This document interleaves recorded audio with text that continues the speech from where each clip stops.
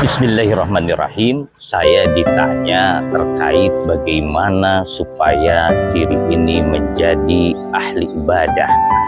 Paling tidak, jika Anda ingin menjadi ibadah dengan tingkatan yang paling tinggi, khawasul khawas, maka harus melangkah dengan langkah-langkah 3T, ya. Apa itu 3T? Yang pertama adalah takholli, yang kedua adalah tahalli, yang ketiga adalah tajalli.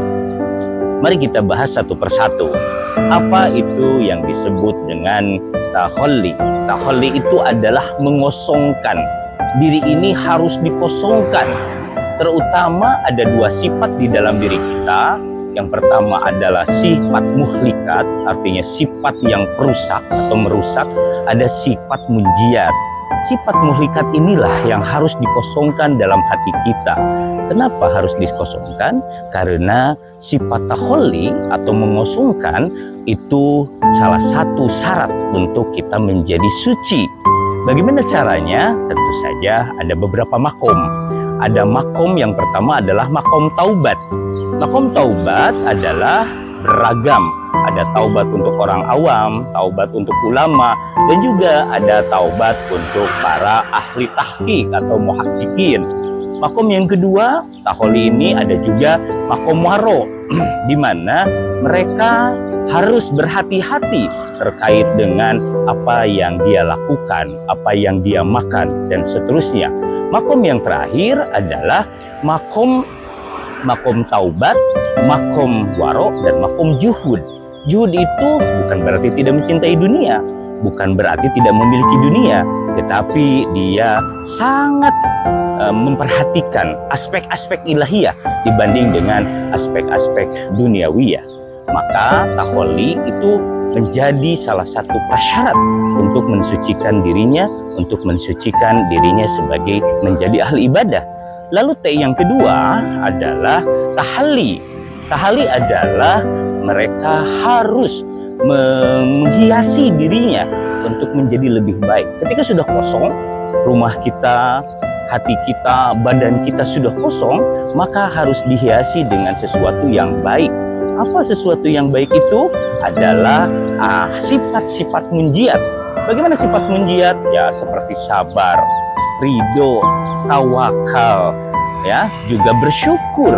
Ketika kalau orang Sunda bilang hirup mah ngan saukur hehei jeung dedeh. Hehei, ketika kita diberikan kenikmatan yang besar oleh Allah, maka kita harus bersyukur.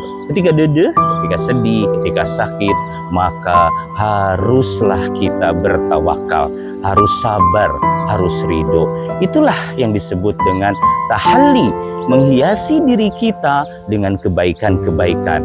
Nah, yang paling penting, dan ketika sudah kosong, lalu diri dihiasi oleh tahalli, maka kita harus masuk ke dalam tajalli.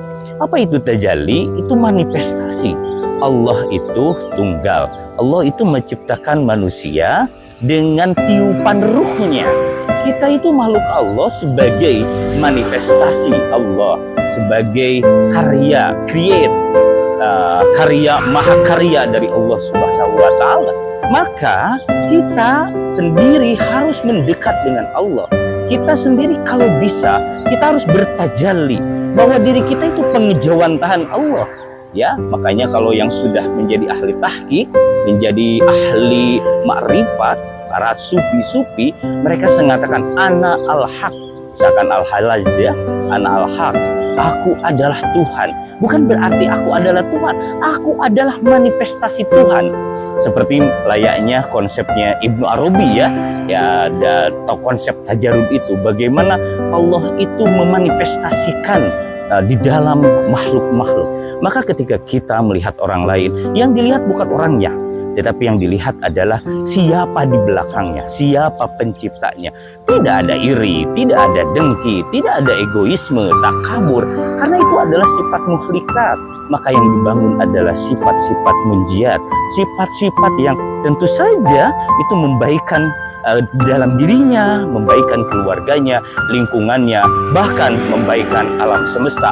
mikrokosmosnya itu diperbaiki dengan tahalli dan tahalli, maka mikrokosmosnya dengan tajalli. Mudah-mudahan kita menjadi ahli ibadah yang baik. Kalaupun kita belum bisa, belum mampu, kita berupaya. Allah melihat upayanya. Al-ujrah biqadril masyaqat.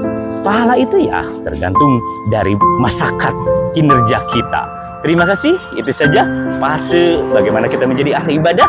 3T, taholli, tahalli, dan tajalli. Assalamualaikum.